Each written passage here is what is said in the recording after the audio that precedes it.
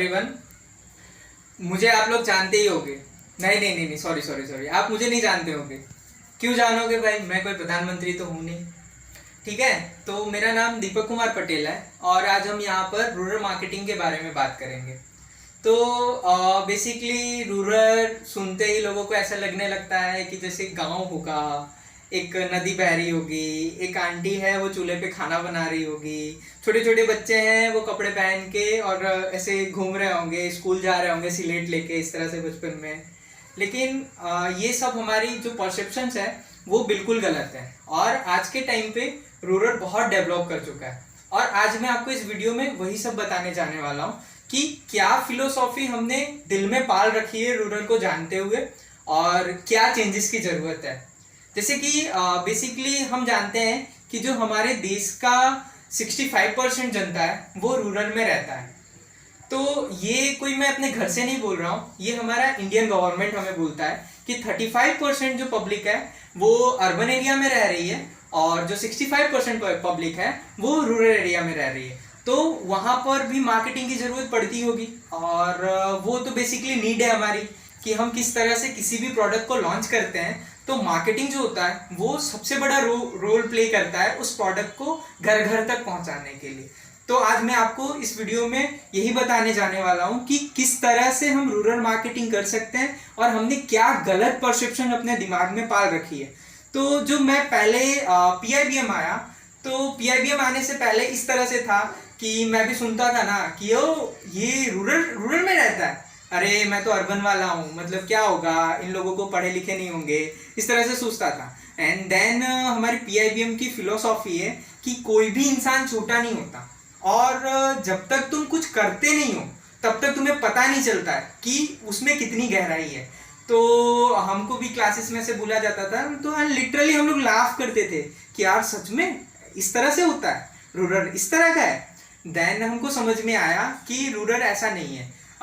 जैसे कि एक हमारे टीचर ने हमको बताया था कि कंपनीज हैं जैसे कोको कोला है, हम अगर 65% जनता है वो जो रूरल के अंदर रह रही है, दैट मीन्स वहाँ पर जो मार्केट प्लेस है किसी भी कंपनी को ग्रो करने के लिए वो सबसे बेस्ट प्लेस है।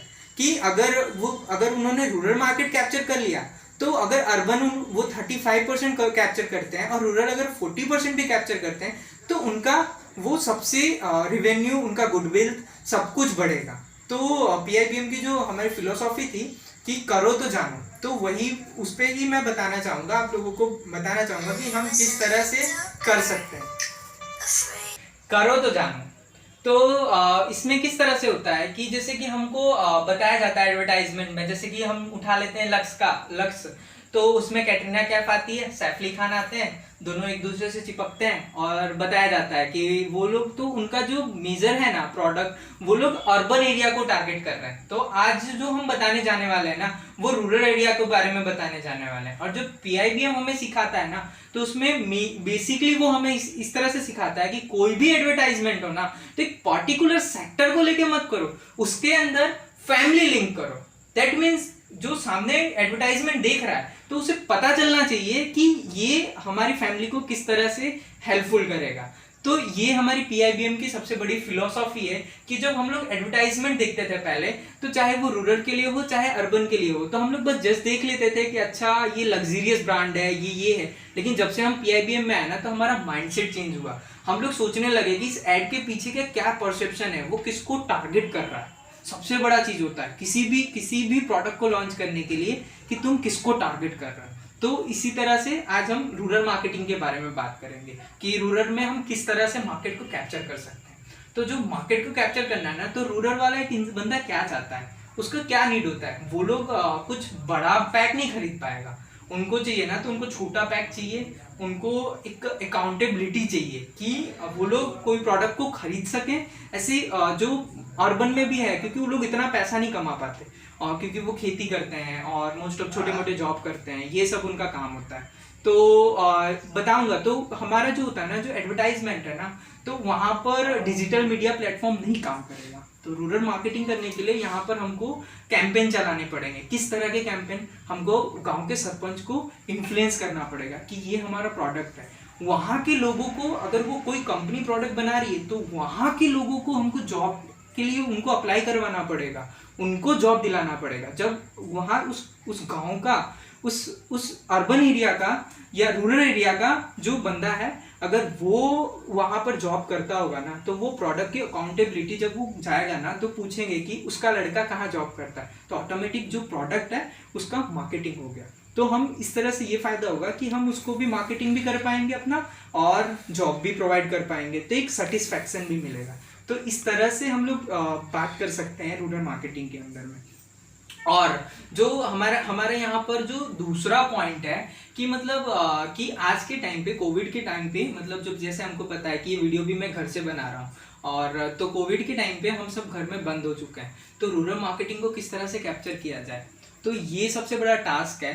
तो जो हमारा जो इसके बाद जो कॉन्फ्रेंस होने वाला है, तो हम लोगों को उम्मीद है कि जो वो लोग आने वाले हैं वो हमें बताएंगे कि किस तरह के चैलेंजेस फेस किए जा रहे हैं, क्योंकि हम घर से बैठ के तो हमें नहीं पता चल पा रहा है ना कि बाहर के दुनिया में क्या पता चल पा रहा है। हमें तो इंटरनेट खोलते हैं तो हमें रिया चक्रवर्ती दिखती है, इंटरनेट खोलते हैं तो अभी वो रेप वाला सेंसिटिव टॉपिक चल रहा है, उसके बारे में मीडिया कवर करती है, लेकिन मीडिया कभी हमें ये नहीं बता रही कि किस तरह से प्रोडक्शन हो रहा है, किस तरह से रूरल में डिस्ट्रीब्यूशन चैनल चल रहे हैं, और ये सब चीज़ हम बहुत जानना चाहते हैं कि ये सब किस तरह से हो रहा है। तो ये जो भी चीज़ें हैं, ये हम लोग उम्मीद करते हैं कि जो हमको हमारा कॉन्फ्रेंस होने वाला है जो 10 तारीख को होगा, उसके अंदर जो भी फैकल्टी आएगी, जो भी रिस्पेक्टिव डिग्निटीज़ आने वाले हैं, वो हमें इसके बारे में अवेयर करेंगे कि ये किस तरह से किया जा रहा है, और बेसिकली रूरल मार्केटिंग में कौन कौन से एरियाज हैं जहाँ पर अभी भी वर्क करना चाहिए। जैसे मैं बताना चाहूँगा कि एक फैकल्टी ने हमें बताया था, और मैंने इंटरनेट पे भी एक आर्टिकल पढ़ा था, तो उसमें इस तरह से हमें बताया गया था कि जो कोको कोला था ना, वो पहले उसका मार्केट जो था वो अर्बन एरिया में था, बट उनका जो ग्रोथ था ना वो बहुत कम हो पा रहा था। देन उन्होंने क्या किया कि उन्होंने रूरल एरिया को कैप्चर किया। किस तरह से किया? उनको पता था कि जो रूरल में रहता है ना वो कोको कोला नहीं पी सकता। क्यों नहीं पी सकता? क्योंकि वो लोग इतना पैसा नहीं कमाते, तो उन्होंने अपने पैक साइज को छोटा कर दिया, प्लस जॉब अपॉर्चुनिटी प्रोवाइड करने के लिए उन्होंने रेफ्रिजरेटर्स प्रोवाइड किए जो शॉपकीपर्स थे, क्योंकि कोल्ड करने के लिए वो लोग इलेक्ट्रिसिटी का चार्ज दे सकते थे लेकिन रेफ्रिजरेटर खरीद नहीं सकते थे।